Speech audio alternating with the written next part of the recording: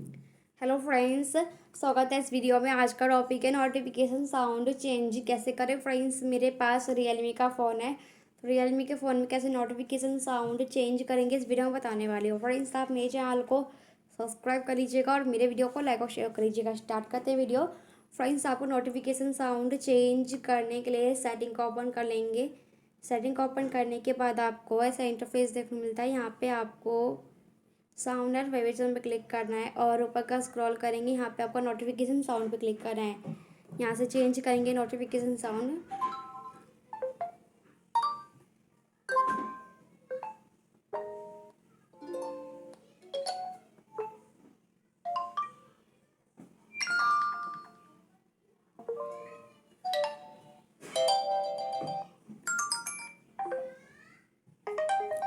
Friends, इनमें से वही वाला छोरा ट्विंकल, यहाँ से बैक कर लेंगे। फ्रेंड्स, आए होप आपको नोटिफिकेशन साउंड चेंज करना आ गया होगा, तो प्लीज़ आप मेरे चैनल को सब्सक्राइब कर लीजिएगा और मेरे वीडियो को लाइक और शेयर कर लीजिएगा। फ्रेंड्स, मिलते हैं नेक्स्ट वीडियो में, तब तक के लिए नमस्कार।